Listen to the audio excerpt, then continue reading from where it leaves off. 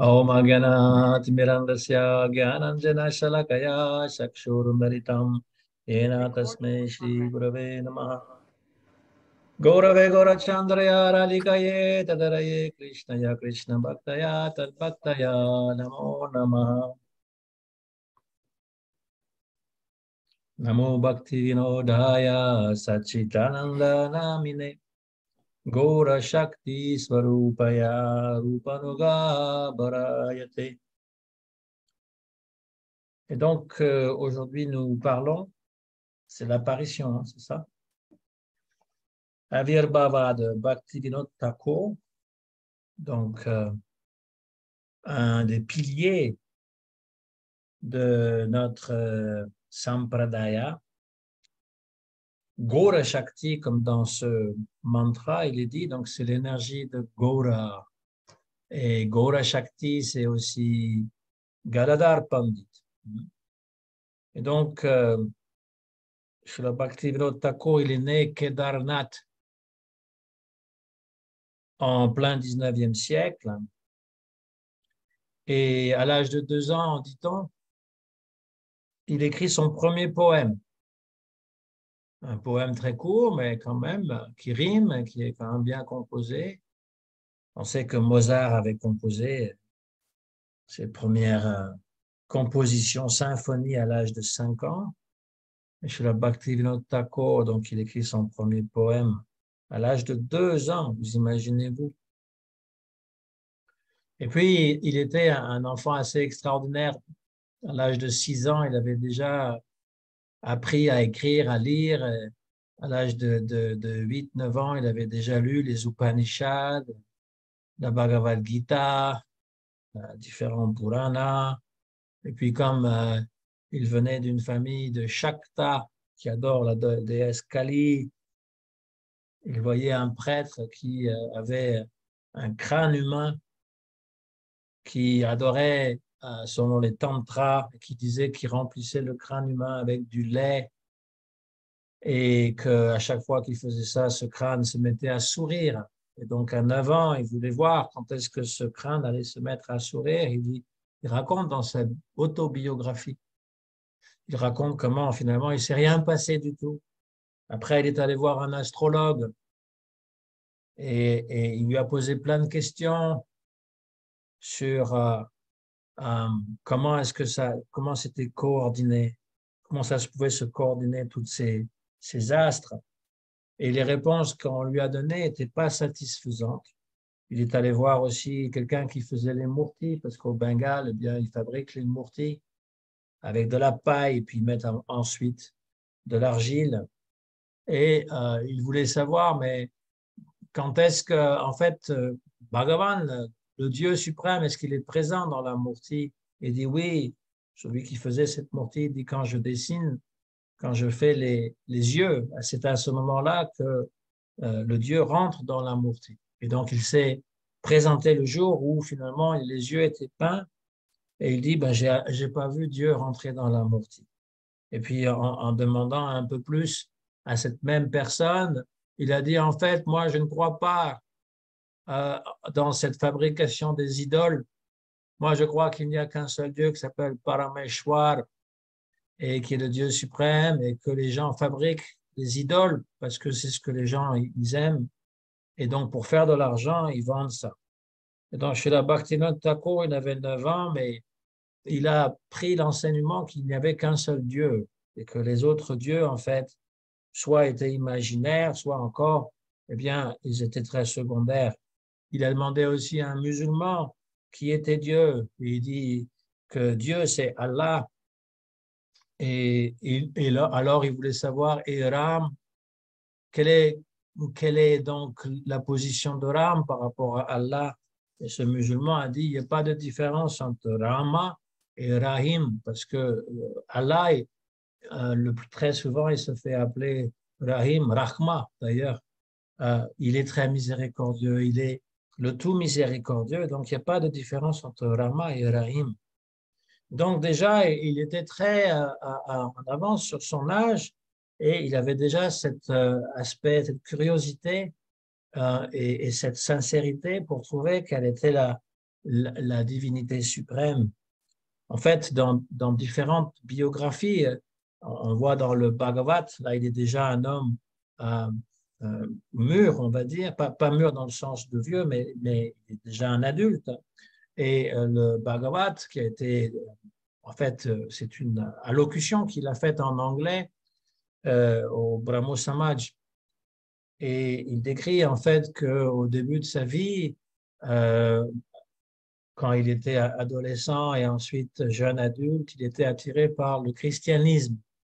Parce que le christianisme enseignait l'amour et enseignait une divinité personnelle. Et ça lui parlait beaucoup plus que toutes ces divinités que l'on vénérait dans son village ou ailleurs, ou encore ce brahman impersonnel.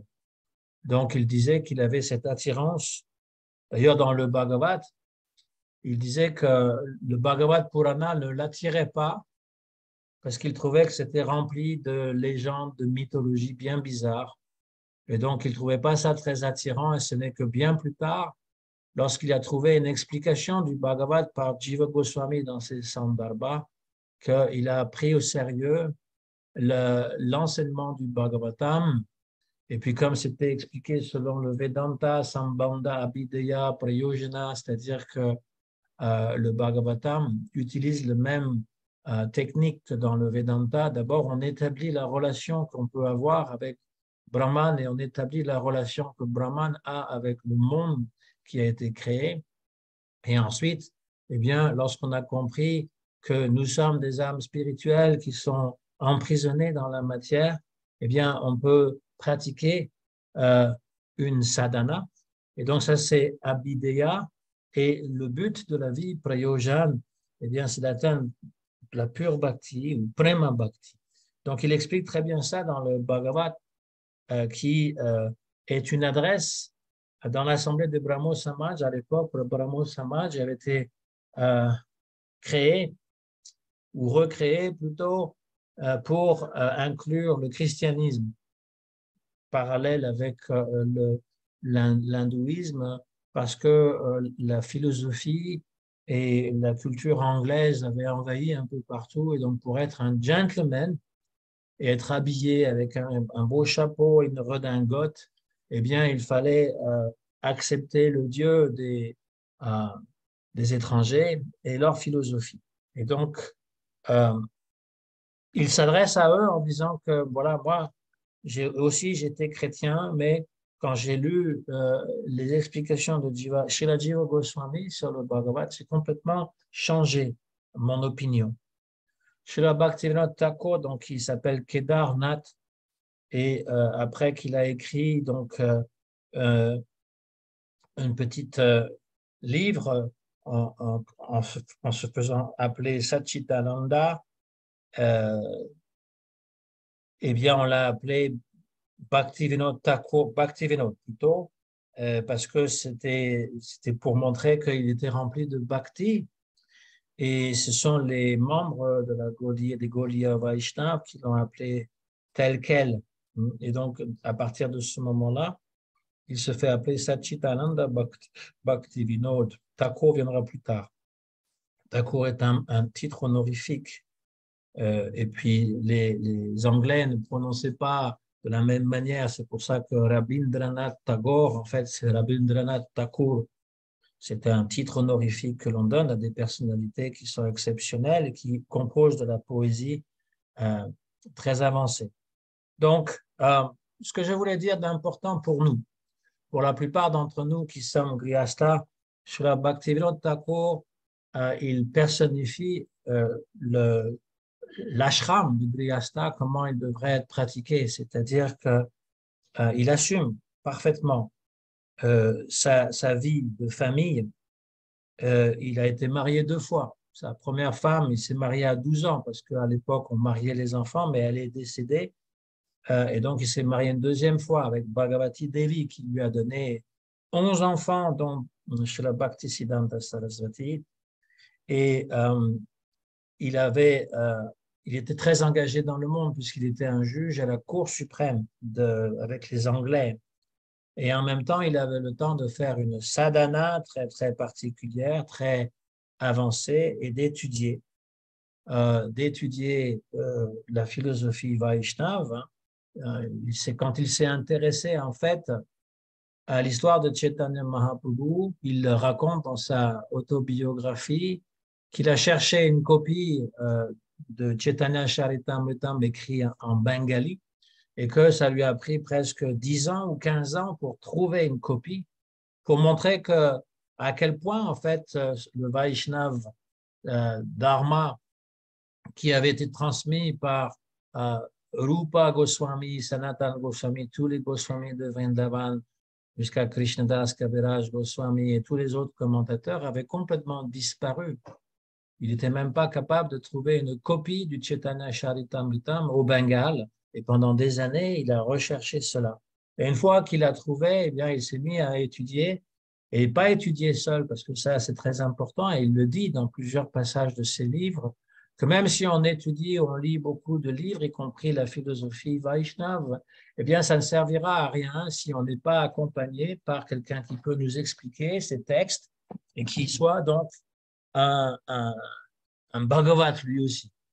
Et donc, c'est très important. Il commence à faire ses études et à donner même des allocutions sur le Bhagavatam, à discuter avec les autres Vaishnavas et puis éventuellement à écrire des livres.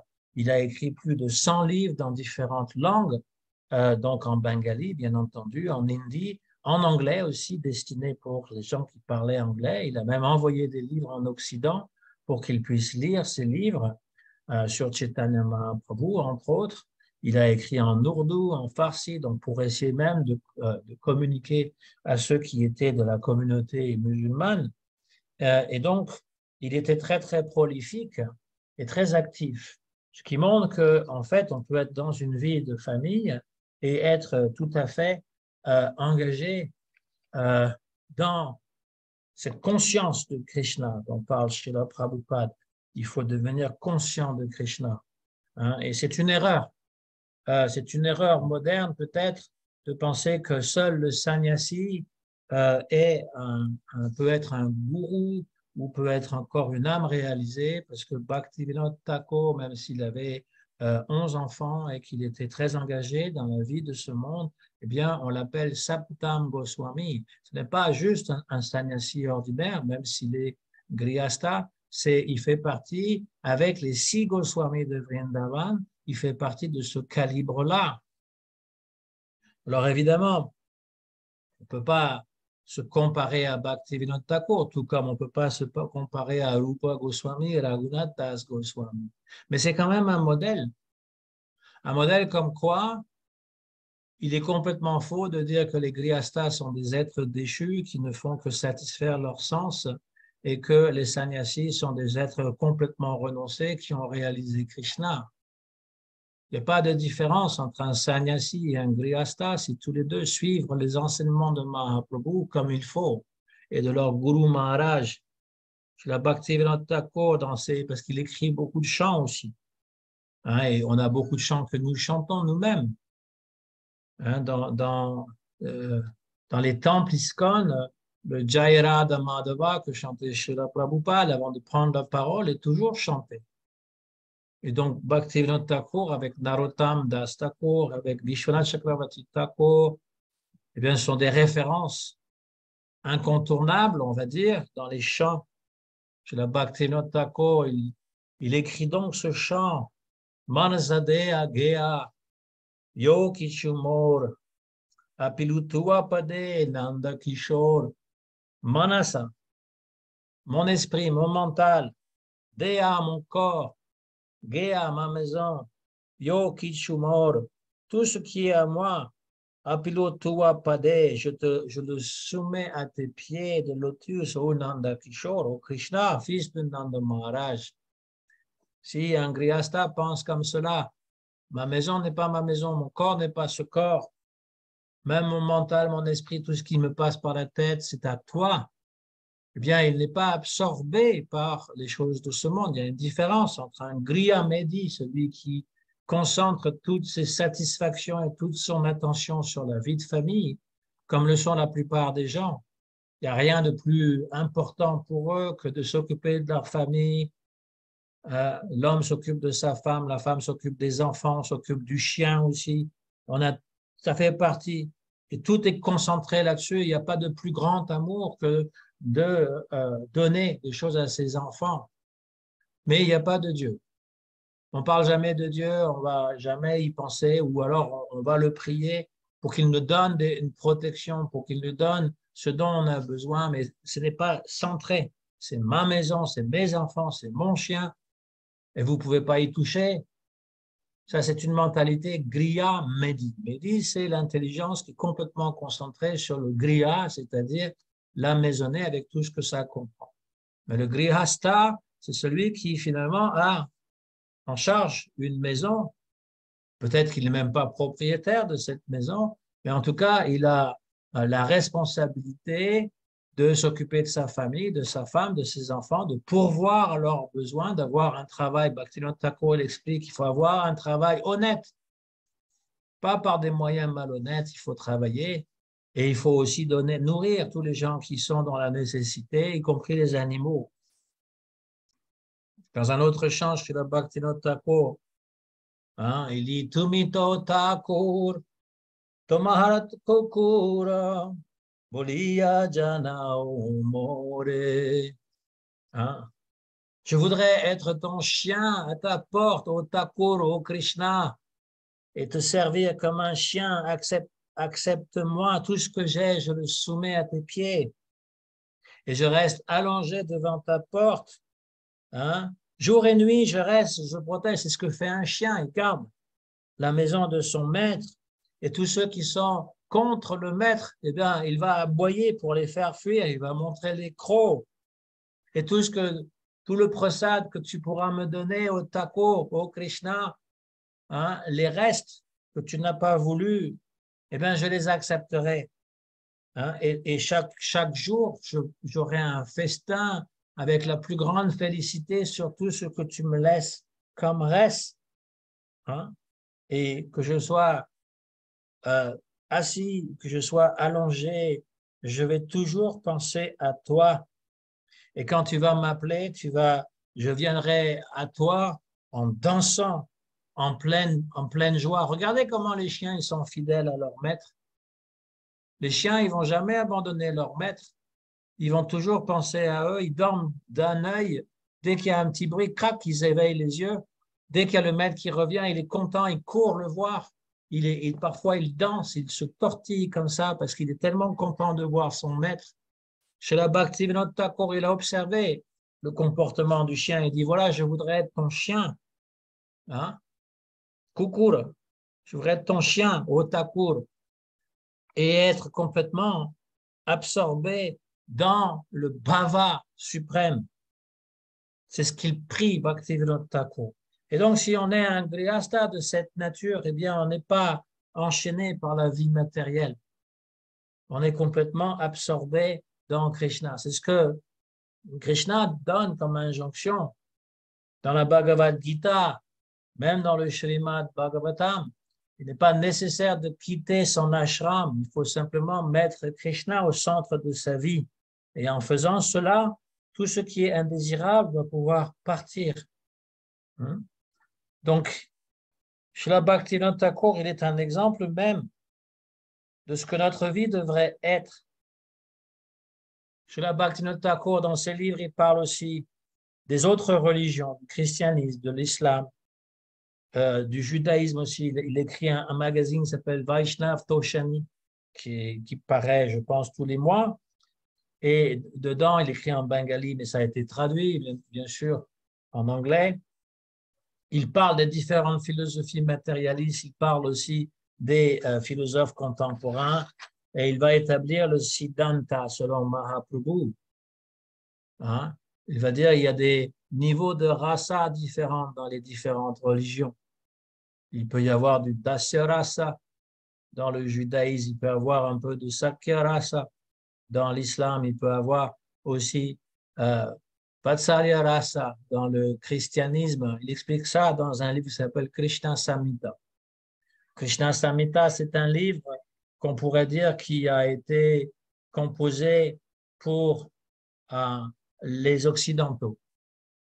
Alors, certains dévots, ils vont dire, chez la Bhaktivinoda Thakur, quand il a écrit ça, il n'était pas pleinement réalisé, il n'avait pas complètement intégré la philosophie Vaishnava.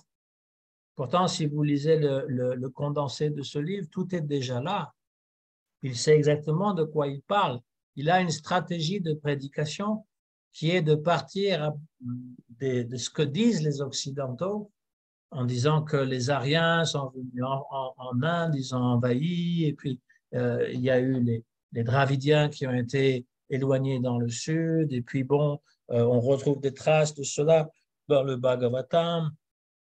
Il écrit la première partie de Krishna Samhita comme cela, et puis après la deuxième partie, il dit, mais nous, on ne pense pas comme ça. Notre façon de regarder, de comprendre l'historique n'est pas du tout de la même façon. Et là, il donne tous les siddhantas, il explique aussi l'origine de tous les avatars, et puis il va donner les mêmes tattvas qu'on retrouve un petit peu dans tous ces autres livres. C'est juste qu'il s'adresse à des occidentaux et il a une façon différente de parler. En fait, il n'y a pas un moment où Srila Bhaktivinoda Thakur, il n'avait pas cette conscience élevée et qu'il était connecté avec Krishna. Peut-être qu'avant de lire le Chaitanya Charitamritam et le Bhagavatam avec les commentaires de Jiva Goswami, eh bien, il avait une période qu'on appelle Naralila, où il agit comme un être ordinaire. Mais en fait, ce n'est pas un être ordinaire, comme je l'ai déjà dit. S'il y a 2 ans, il peut composer de la poésie et à 6 ans, apprendre tous les shastras et à 9 ans, poser des questions pour avoir sa propre opinion sur le Parameshwar, c'est qu'il avait déjà cette réalisation et qu'il n'était jamais, comme certaines personnes ont écrit une biographie de Bhaktivinoda Thakur pour dire qu'il y avait un moment où finalement il n'était pas absorbé dans cette conscience comme s'il était presque dans Maya. C'est impossible. C'est impossible que Srila Bhaktivinoda Thakur a jamais été dans Maya. Il joue le jeu de Nara Lila, tout comme Krishna, lorsqu'il descend dans ce monde, il joue le jeu d'être un homme ordinaire, d'un petit garçon ordinaire, mais ce n'est pas un garçon ordinaire. De la même façon, le bhakta qui est pleinement réalisé, il joue le jeu comme être un être ordinaire, mais ce n'est pas un être ordinaire. Et lorsqu'il va à Jagannath Puri, il a un autre enseignement à nous donner, c'est que d'abord, il réintroduit, on le met en charge du temple de Jagannath et il réintroduit toute l'adoration envers la Murti comme cela se faisait avant, avec toutes les offrandes, etc. Et puis, il va établir le pur Vaishnav Dharma lorsqu'on lui apprend qu'il y a un yogi avec des pouvoirs mystiques qui s'appelle Bishikishan et qui donc fait toutes sortes de miracles, impressionne les gens. Les gens sont facilement impressionnés par ceux qui ont des siddhis, qui ont des facultés pour faire des miracles. Donc, ils vont le suivre. Et un jour, il annonce, ben voilà, très bientôt, je vais aller danser la danse rasa. Et toutes les femmes qui sont intéressées, parce que moi, je suis une manifestation de Vishnu, toutes les femmes qui sont intéressées pourront venir danser avec moi. Alors, les hommes du village, ils sont quand même très inquiets et ils vont aller se plaindre à la police qui va faire appel à Bhaktivinoda Thakur, qui est un juge, pour dire, essaye de voir qu'est-ce qui se passe. Donc, il va aller voir et il va discuter avec ce yogi et il va voir que ce yogi, en fait, est totalement non qualifié pour se prétendre quoi que ce soit. C'est un imposteur, c'est quelqu'un qui finalement abuse des gens. Tout comme il en existe beaucoup, en fait, en Inde aujourd'hui, il existe beaucoup de ces gourous qui abusent la crédulité des gens. Être crédule, ça veut dire qu'on croit facilement avec quelques petites tours de magie ou encore un beau parleur. Les gens qui sont des beaux parleurs, ils ont des milliers de disciples. Et certains de ces gourous, ils ont des millions de disciples. Et très souvent, ils sont attrapés, main dans la poche, à faire des activités illicites. Et donc, ça concerne souvent des détournements d'argent, des abus sexuels sur des femmes, des enfants même. Et plusieurs d'entre eux ont été condamnés à des lourdes peines de prison. Maintenant, il y a des juges en Inde qui se spécialisent sur ces gourous qui abusent de la crédulité, qui vont abuser des femmes, qui vont abuser des enfants, qui vont faire tout, même qui vont même assassiner des gens, qui vont faire assassiner des gens. Un qui s'appelle Rahman Rahim, et qui a été condamné à 10 ans de prison il n'y a pas longtemps, 2-3 ans, qui a des millions de disciples et qui a abusé et fait assassiner des personnes, abusé des femmes. Et lorsque les femmes ont porté plainte, eh bien, elles ont été menacées de mort par les disciples qui disaient, mais c'est une grande offense que vous faites là de dénoncer un avatar, parce que pour eux, leur gourou, c'est un avatar, c'est Dieu lui-même. Nityananda, c'en est un autre. C'est un jeune yogi avec des longs cheveux bien noirs qui s'habille souvent en Krishna ou en Shiva ou en Vishnu et qui est accusé de plusieurs viols et qui maintenant se réfugie dans des îles pour pas retourner en Inde parce qu'il risque de faire face à la justice. Eh bien, Bhaktivinoda Thakur, déjà à son époque, il avait dénoncé ces pratiques en disant d'abord, il n'y a pas d'avatar dans l'âge de Kali. Ça n'existe pas. Dans l'âge de Kali, c'est Shaya Avatar. Le seul avatar qui vient, c'est celui qui est inconnu et qui est décrit dans le Bhagavatam et qui est Chaitanya Mahaprabhu. Il n'y a pas d'autre avatar.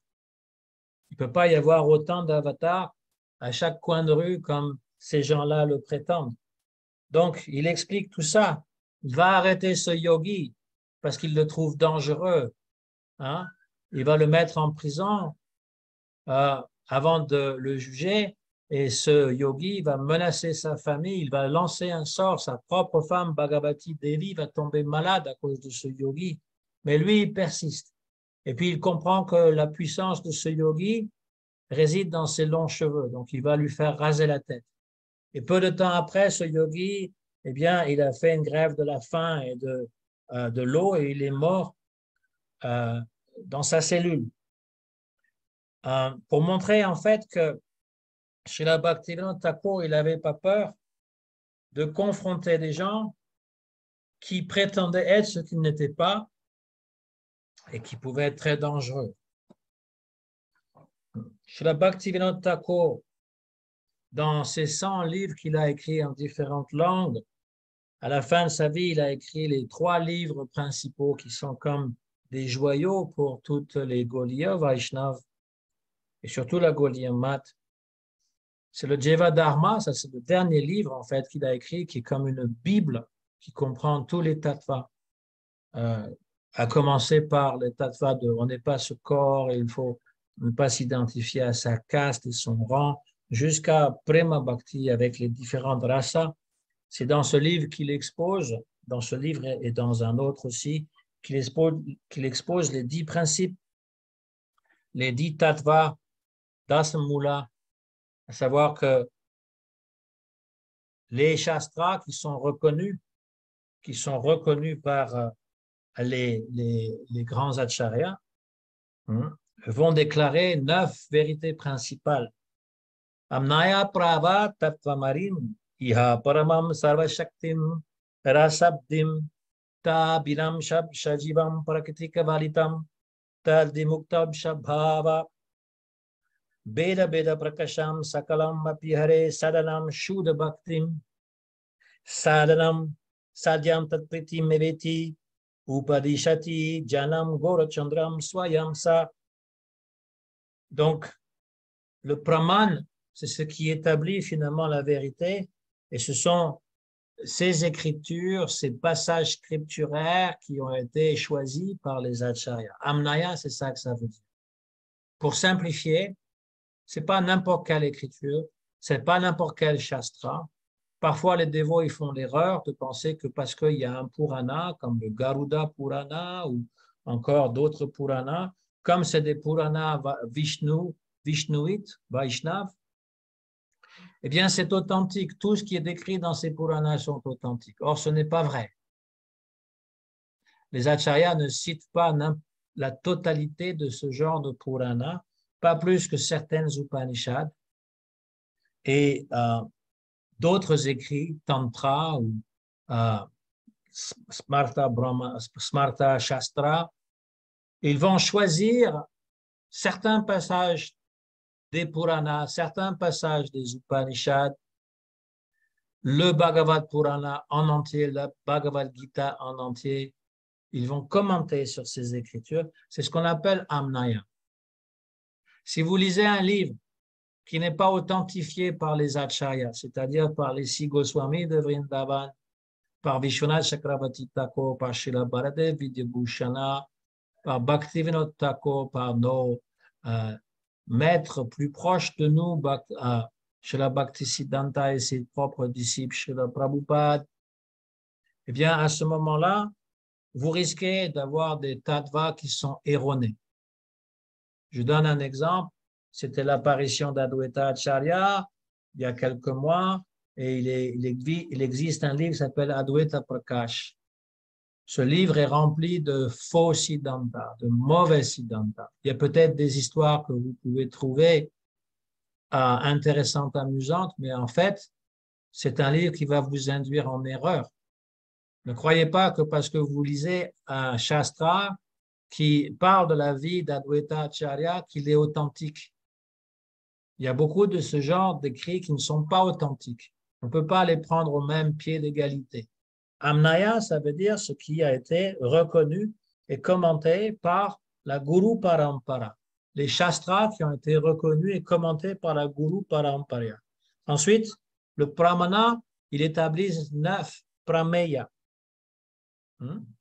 Le premier, c'est Paramatatva. Shri Hari seulement est la personne suprême. Il n'y a pas d'autre Dieu. Ce n'est pas Hara ou Shiva. Ce n'est pas Brahma, ce n'est pas Ganesh. C'est Hari. Hari, c'est Vishnu. Vishnu, ça comprend Krishna. Krishna, évidemment, étant la source même de Vishnu. En fait, Bhaktivinoda Thakur, il reprend ce qui a déjà été donné originellement par Srila Madhvacharya. Dans son Vedanta Sutra, il donne, et c'est commenté aussi par son disciple Jayatirtha, son grand disciple, qu'il y a ces 10 mulat, dasamula. C'est exposé un tout petit peu différemment avec des mots différents, mais c'est le même principe. Et Srila Baladev Vidyabhushana, il reprend ça dans son Govinda Bhashya, il le décrit aussi, et surtout dans son Pramaya Ratnavali, plutôt. Ce n'est pas dans le Govinda Bhashya, c'est dans le Pramaya Ratnavali.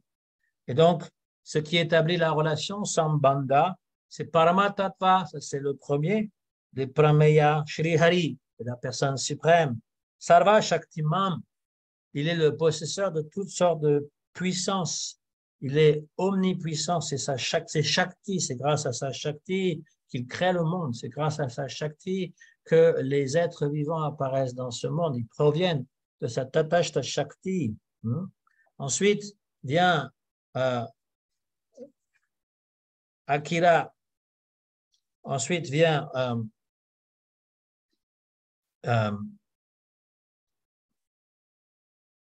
Rasabdim. Il est celui qui condense toute la rasa. Il est Rasamrit Akila, Rasamrit Sindhu, un océan de nectar, de douceur. Il a cette capacité, Rasik Shekhar, de pouvoir goûter le ras. Et donc, ça qualifie Hari. Ensuite, Vibinamsha Tattva, Bhaktivinoda Thakur, Tad Binamsha Jivan. Les jivas sont Vibinamsha, des particules. Ils sont grands comme des particules de la totalité. Si Bhagavan est comparé au soleil, du soleil viennent des rayons et il y a des particules dans chaque rayon. Et donc, ces particules, eh bien, ce sont les êtres vivants. Amsha veut dire une parcelle, une partie, mais très petite. Vibhin, c'est-à-dire séparée. C'est-à-dire qu'en même temps qu'on fait un, en même temps on est séparé. Krishna, il a aussi ces Amsha avatars qui sont ces incarnations plénières qui ne sont pas différentes de lui, mais les jivas sont appelés Vibhin. Et cela comprend 6 Bada Jiva, les jivas qui sont éternellement conditionnés, qui sont recouverts par Maya. Hein, ça fait tellement longtemps qu'ils sont recouverts par Maya qu'on appelle Nitya Bada, éternellement conditionnés. Mais il y a les Nitya Mukta, les autres sortes de jivas qui sont éternellement libérés, qui ne peuvent jamais venir dans ce monde matériel. Comment est-ce qu'on peut comprendre tout ça? Que Hari, il est un et que de lui proviennent le monde et proviennent aussi cette diversité de jiva et qu'il est expert à goûter la rasa en raison de ses shaktis, eh bien, on peut comprendre ces principes par la Shintya Beda Beda. Ça, c'est le prameya numéro 8, hein? Ashintya Beda Beda, hein? Que cet univers, eh bien, il est inconcevable, à la fois un avec Hari et différent. Et les êtres vivants, de la même manière, sont un et différents. Et donc, après avoir expliqué cela, il y a le 9e principe de ce dasamula, ça veut dire 10 tattva, Shuddha Bhakti. Ça, c'est Abhideya Tattva, c'est le processus. Comment on peut atteindre, comment on peut se libérer de ce monde grâce à la pure Bhakti. Hein? La pure Bhakti, c'est cette Bhakti qui s'accomplit, qui a une sadhana et qui s'accomplit dans le but qui s'appelle le sadhya. Et donc, prayojana, le 10e principe, c'est atteindre le pur amour, Krishna Priti. Il explique tout ça en détail dans le Jeva Dharma et chacune de ces catégories est expliquée dans des chapitres différents. Jeva Dharma et en fait, la traduction de Jeva Dharma, c'est le Dharma du Jiva. Hein? C'est un génitif. En français, on est obligé d'utiliser des articles comme le Jeva du. Voilà. En anglais, c'est déjà plus précis. Hein. Jiva's religion. Hein. Et donc, dans le sanskrit fonctionne de la même façon. Il y a des déclinaisons, comme en russe ou en grec ou en latin. Il y a des déclinaisons. Et le génitif, donc, explique à qui cela appartient. Donc, le dharma du jiva, au génitif, ça devient jaiva. Et quel est ce Jeva Dharma? Il explique chez la Bhaktivinoda Thakur, il s'agit donc de l'occupation éternelle de l'être vivant, tout comme la nature éternelle de l'eau, c'est même pas sa composition, hein, H2O, hein, c'est pas ça, c'est le fait d'être liquide. L'eau, la qualité, le dharma de l'eau, c'est d'être liquide. Le dharma du sucre, c'est d'être sucré, la douceur. Le dharma du sel, c'est d'être salé, c'est très simple. Et donc, le dharma du jiva, c'est de vénérer Hari, d'être complètement absorbé et vénérer et adorer et servir Bhagavan. Et donc, toutes les religions qui mettent un point d'honneur de faire un culte spécial à Bhagavan, qu'on l'appelle Allah, qu'on l'appelle Koda, qu'on l'appelle Adonai, eh bien, relève du Jeva Dharma. On l'appelle aussi Sanatan Dharma. C'est le dharma éternel d'une chose qui ne peut pas être changée. La nature du feu, c'est de brûler. C'est le feu, c'est la chaleur, c'est la lumière. Ça, c'est inséparable du feu. Donc, il écrit le Jeva Dharma, quelle est cette religion qui ne change jamais? Ça ne dépend pas de la culture, ça ne dépend pas du pays dans lequel on habite, ça ne dépend pas non plus de l'histoire, ça dépend uniquement de la nature constitutive du Jiva. Donc ça, c'est un livre indispensable. Srila Gurudev Bhaktivedanta Narayan Goswami Maharaj, il a lu Jeva Dharma plus d'une centaine de fois. Et c'est pour ça qu'il était capable de répondre à toutes sortes de questions compliquées regardant la philosophie Vaishnav parce qu'il avait complètement assimilé les enseignements qui proviennent de ce livre Jeva Dharma qui a été traduit en français, alors pas totalement, mais là on attend les 12 prochains chapitres. C'est en attente, mais ça va venir sur le Dasamula, justement. Ensuite, on a le Bhajana Rahasya. C'est un livre incontournable aussi qui est lu et relu parfois durant Kartik, le mois de Kartik, et qui décrit donc le bhajan, l'adoration confidentielle, rahasya, le secret, comment chanter les noms de Krishna en étant absorbé dans les lilas de Krishna. Ça, c'est très bien expliqué. Voilà, la vraie nature du bhajan. Si on fait comme ça, on pourra atteindre Prema Bhakti. Et puis le troisième livre indispensable de Srila Bhaktivinoda Thakur s'appelle Harinam Chintamani, là aussi traduit en français. Srila Bodhayana Maharaj, Bhakti Vibhuti Bodhayana Maharaj, il a fait un commentaire en anglais qui a été traduit récemment en français, que vous pouvez obtenir, un mirepoix, au yatra de mirepoix, et donc qui explique, c'est Haridas Thakur qui répond aux questions de Chaitanya Mahaprabhu et qui explique donc toutes les offenses à éviter en chantant, bien entendu, et qui se termine sur la réalisation de son Siddha Deha, c'est-à-dire son corps spirituel. Et ça, c'est vraiment la nouveauté dans ce livre. Bien sûr qu'il en parle dans le Bhajanara Rahasya et dans le Jivadharma aussi, mais là, il explique exactement comment le maître spirituel, le gourou, eh bien, il va décrire quelle est notre nature profondément spirituelle qui correspond à notre aspiration. Donc voilà, chez la Bhaktivinoda Thakur, il va résumer tous les enseignements des Goswamis. Il va les mettre dans ses livres, particulièrement ces trois livres que j'ai cités, mais il y en a tellement d'autres qui sont tout à fait intéressants et qui ont été traduits en anglais. Donc, je sais que le Bhagavat, qui est un petit livre, a été traduit en français. Moi, j'ai une copie en français aussi. Et puis, on a les livres de chant qui parlent aussi de ce que chez la Bhaktivinoda Thakur, eh bien, il a pu composer. Il va d'ailleurs décrire son propre Siddha Deha dans un chant, Kalina Kalpataru. Il va dire, je m'appelle Kamala Manjari, voici mon âge, j'ai 9 ans, je sers Lalita Devi, je suis dans le camp de Lalita Devi, voilà mon service, voilà même la couleur de mon sari. C'est quelque chose de très confidentiel, mais il le livre dans une espèce de transe parce qu'il est complètement absorbé. Le bhajan, dans la Raganuga Bhakti, c'est de pratiquer intérieurement. C'est pas juste extérieur, c'est intérieurement. Je suis avec Radha et Krishna. C'est pas différent de ce que dit Narottam Das Thakur et aussi Srila Vishwanath Chakravarti Thakur.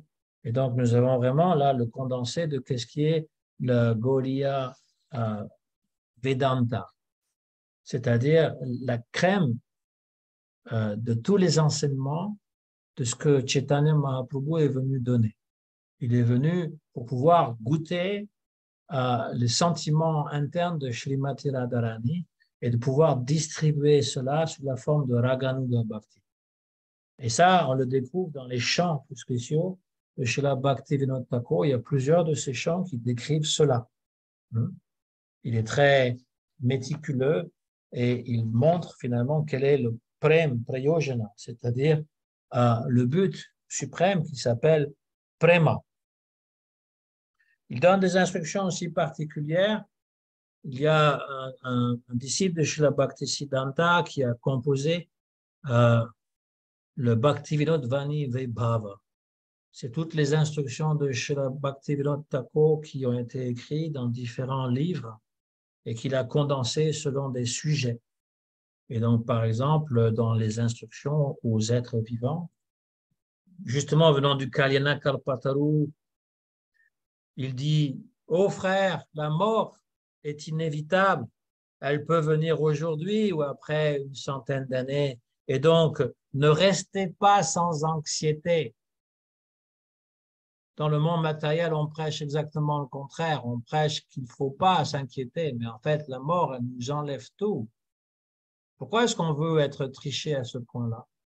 Pourquoi est-ce qu'on veut éviter de voir la réalité en face? La mort est inévitable. Et donc, ne soyez pas sans anxiété. Adorez les pieds de lotus de Shri Krishna aussitôt que possible, parce qu'il n'y a aucune garantie que demain vous serez vivant.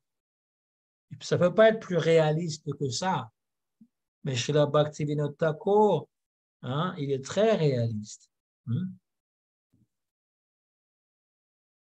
La vie de l'homme est un problème obscur Il n'y a aucune âme qui est venue pour nous dire qu'est-ce qui existe au-delà de notre vision.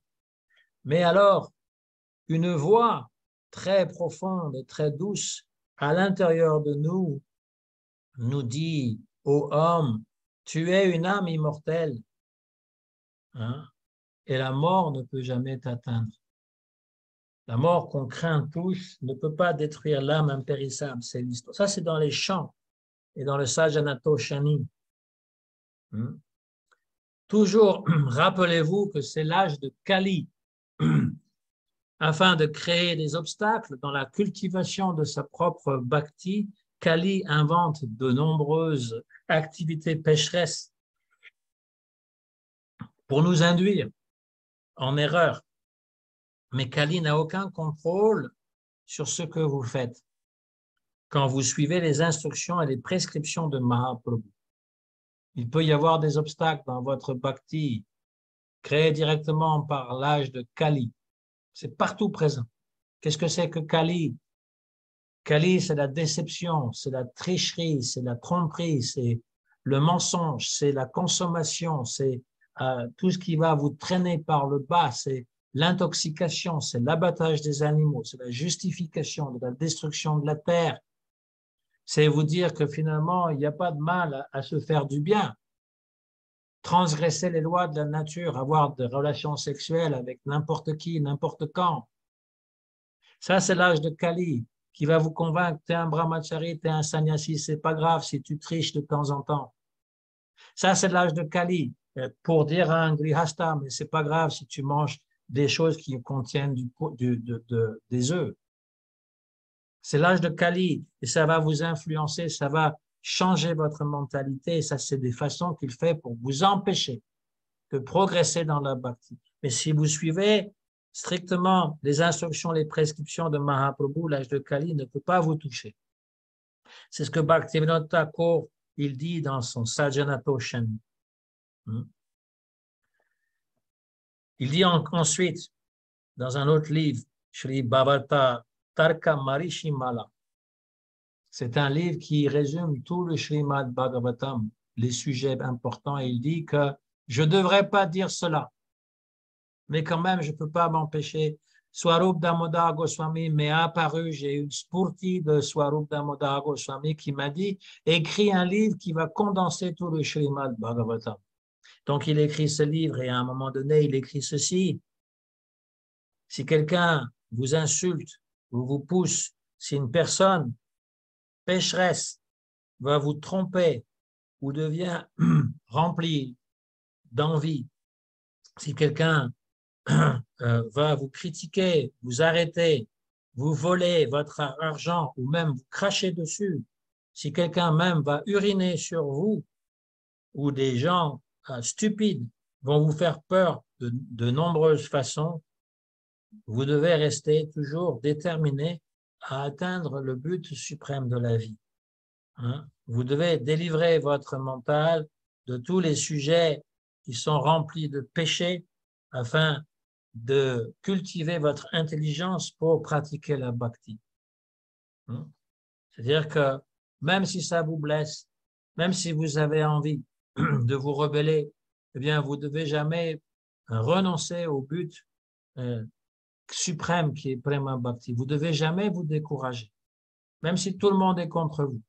Là, les gens même qui urinent sur vous, sur votre corps, eh bien, vous ne devez pas vous décourager. Il n'y a aucun doute que très bientôt, par la miséricorde du très magnanime Mahaprabhu, tout ce qui est de mauvais augure va être détruit, va disparaître. Il n'y a pas de raison de vous inquiéter si vous prenez refuge dans les pieds de Mahaprabhu sans aucune duplicité. Si on est vraiment sincère, voilà ce qu'il dit. Il n'y a absolument aucune crainte à avoir, parce qu'on sera toujours protégé. Donc voilà des enseignements qui sont vraiment très importants. Une personne qui a toutes les qualités, c'est lui qui est vraiment très riche. Celui qui a des qualités morales, c'est lui qui est riche. Et celui qui est dissatisfait il est pauvre.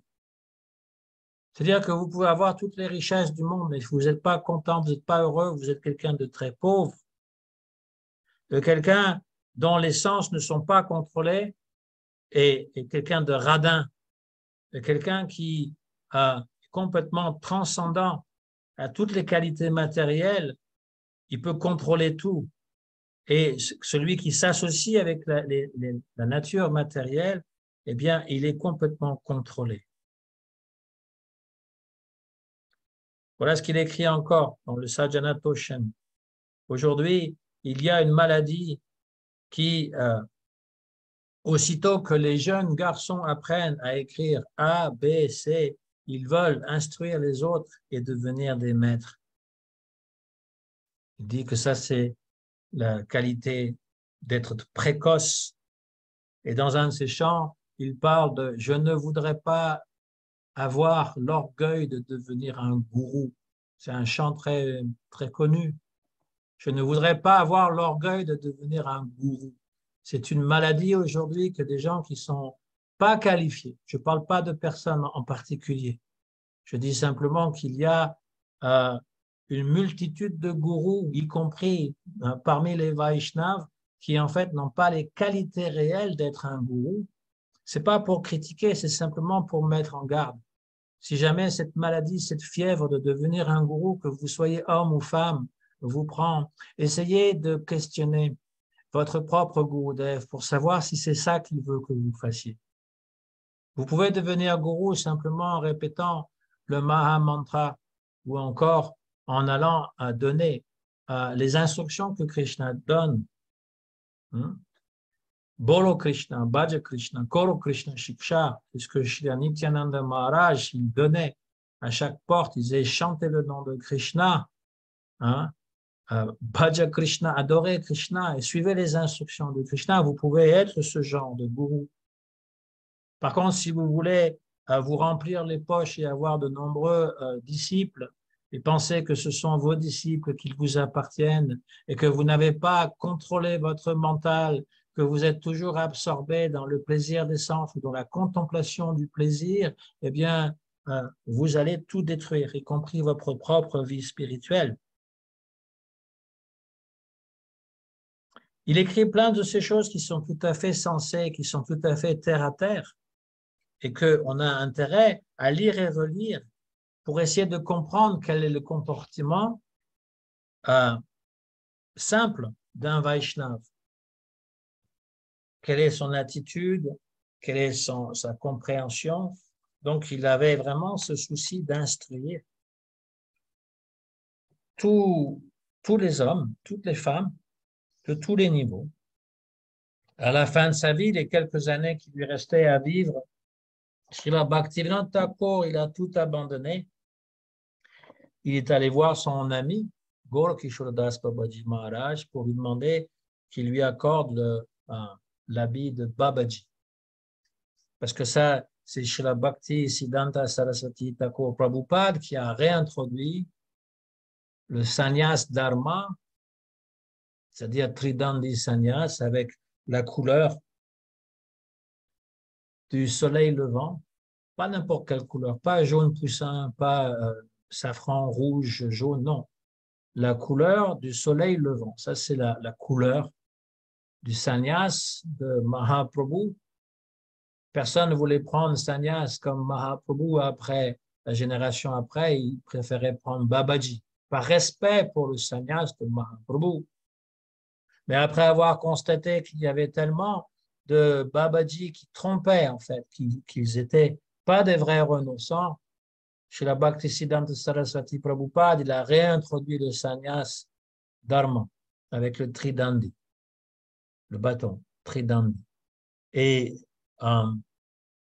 Bhaktivinoda Thakur, il a pris Babaji, Vaish, il est devenu Babaji. À Srila Bhaktivinoda Thakur, on doit aussi la découverte de Yogapith, du lieu de naissance de Chaitanya Mahaprabhu.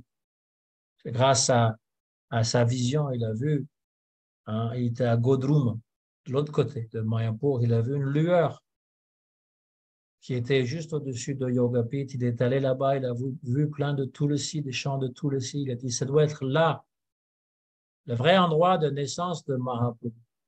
Il a fait venir Jagannath Das Babaji, donc un autre Babaji très connu à son époque, très vieux, pour aller authentifier. Et ils l'ont mis dans un panier que quelqu'un portait au-dessus de la tête. Et quand ils sont arrivés à l'endroit, Babaji Maharaj a sauté de son panier. Il avait 120 ans en disant Nitai Gaur Haribol, Nitai Gaur Haribol. C'est l'endroit qui confirmait que c'était l'endroit de l'apparition de Chaitanya Mahaprabhu. On doit aussi à Srila Bhaktivinoda Thakur toute la prédication qui a eu lieu dans l'Occident, parce qu'il avait prédit un jour viendra où les Français, les Allemands, les Anglais, les Russes, les Américains se réuniront ensemble. C'est déjà pas mal de se réunir ensemble. Mais pour chanter les noms de Gaurahari, tous ensemble, ils viendront à Navadvip et ils pourront chanter. Il avait prédit cela. Et Srila Bhaktisiddhanta Saraswati Thakur, Prabhupada, son fils, eh bien, il a envoyé des disciples en Occident pour pouvoir cultiver cette prédiction de Srila Bhaktivinoda Thakur. Et notre Srila Prabhupada, il est allé encore plus loin, il est allé en Amérique. C'était à une époque très favorable et il a fait de nombreux disciples et il les a ramenés en Inde, il les a ramenés à l'endroit de Yogapith. Il a fait même construire un très grand temple. C'était le projet de Srila Prabhupada dans ce Mayapur, juste à côté du Yogapith, pour montrer que c'était l'endroit le plus important de toute la planète. Parce que Mahaprabhu, il est l'incarnation de la miséricorde. Il pardonne toutes les offenses. Et chez la Bhaktivinoda Thakur, il nous a fait connaître tout cela. Sans chez la Bhaktivinoda Thakur, on n'aurait rien. Chez la Bhaktisiddhanta Saraswati Prabhupada, il vénérait tellement son père. Il considérait que c'était son Shiksha Guru. Et donc, la plupart des écrits, lui, il écrivait des petits livres, mais tous les autres écrits, c'était son propre père. Il a vraiment mis en avant tous les enseignements de Srila Bhaktivinoda Thakur.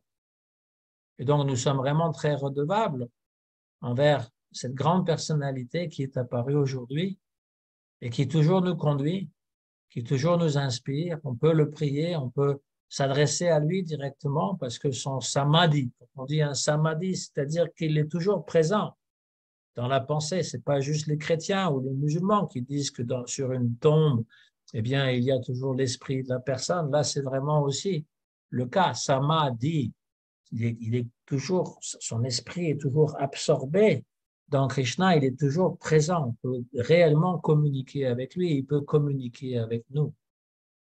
Donc voilà ce qu'on peut dire en résumé, parce qu'il y a beaucoup d'autres choses qu'on pourrait dire sur cette grande personnalité.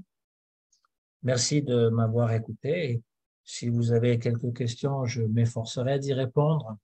Panchakalpa Tarubhacha Kripa Sindhu Bhyayavacha Patitanam Pavanebhyo Vaishnavebhyo Namo Namaha. Prakashatma Aibol. Hare Krishna. Hare Krishna. Dans le Tattva Viveka, on voit que Bhaktivinoda Thakur a une très grosse culture de la philosophie occidentale, en fait. C'est ça qui, qui est vraiment surprenant, en fait. Oui, il est le premier. Il est le premier, en fait, à avoir donné crédit à la philosophie occidentale parce qu'il a étudié aussi dans les universités occidentales, tout comme a fait notre Srila Prabhupada aussi, et Srila Bhakti-Rakshak Sridhar Goswami Maharaj aussi. Il cite souvent aussi les philosophes de l'Occident. C'est surprenant cette grosse érudition sur la philosophie occidentale. J'avais été très surpris. Voilà. Je voulais juste... Et ce qui est encore plus surprenant, c'est de voir le respect qu'il donne aussi. Donc, il va critiquer certaines philosophies et il va accréditer certaines autres. C'est-à-dire qu'il y avait une ouverture d'esprit qu'on trouve rarement chez les gens et même chez les Vaishnavas, c'est respectait les cultures des autres, et y compris leur religion. Même primitive, dans le Jivadharma, lorsqu'il y a un argument entre un musulman et puis un Vaishnava, le musulman dit, mais comment ça se fait, les hommes primitifs, ils vénèrent la nature? Et il dit, mais non, ils vénèrent l'esprit de la nature. Et c'est en fait cet esprit qui leur permet de faire de l'avancement. Autre question? Commentaire? Oui. Oui. Oui. Hare Krishna. Hare Krishna. Non, justement, Bhaktivinoda Thakur, il est né Vaishnav ou il est Il est né devenu Vaishnav? dans une famille de Shakta. Shakta, c'est C'est une autre Durga. chose. Durga. Ah oui, donc il n'était pas Vaishnav alors. Si, Et il est venu. il était Vaishnav, mais caché. C'est un peu comme Haridas Caché. Thakur, qui naît Ah oui. dans une famille de musulmans, en fait, qui est accueilli plutôt par des musulmans, mais il a toujours été Ouais. Vaishnav. C'est pareil pour Bhaktivinoda Thakur, c'est un divertissement pour montrer, en fait, cette diversité qu'il peut y avoir. Un Vaishnav peut naître dans n'importe quel endroit. Ah ouais. Donc il revient de Goloka Vrindavan alors. Oui, il descend de cette Goloka planète-là. Kamala Manjari.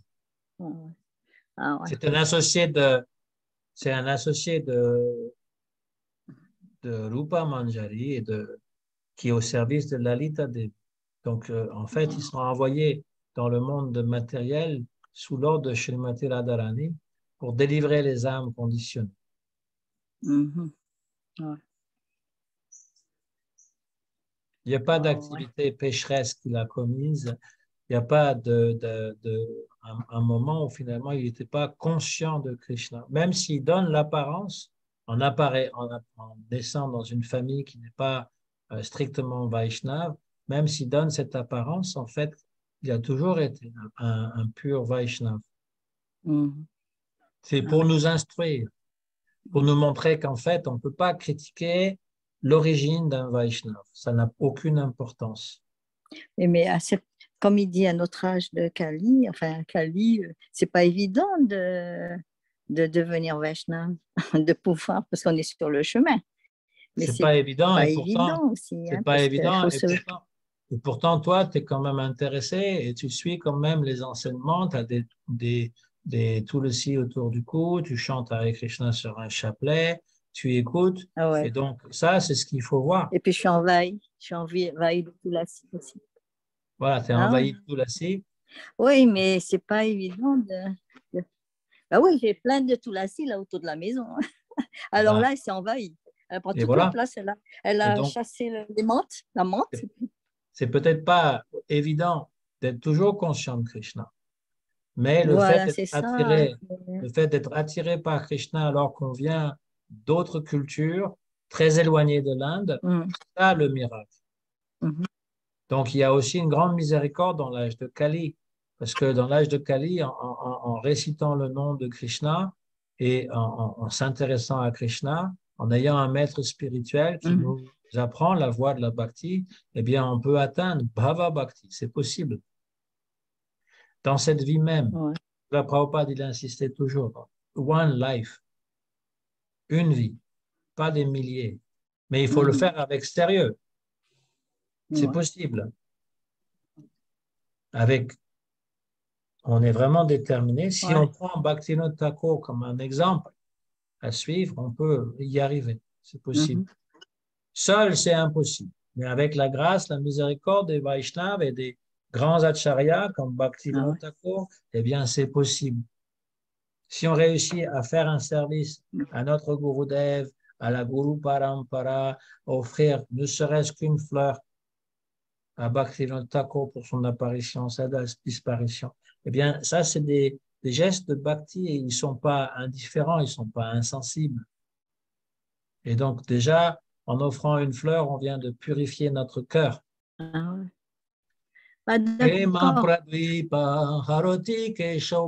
Donc, on peut faire ça.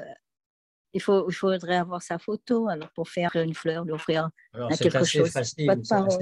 C'est assez facile d'avoir sa photo parce que si tu as un livre qui a été écrit par l'un de nos acharyas, Srila Prabhupada et d'autres acharyas, il y a toujours une photo à l'intérieur du livre que tu peux mettre sur l'autel ou faire une photo de cette photo. Et puis pour les jours, en tout cas pour les jours d'apparition, disparition, la mettre sur ton autel et offrir une petite fleur. C'est très simple, surtout que toi, dans ton pays, tu dois avoir toutes sortes de fleurs qui poussent partout.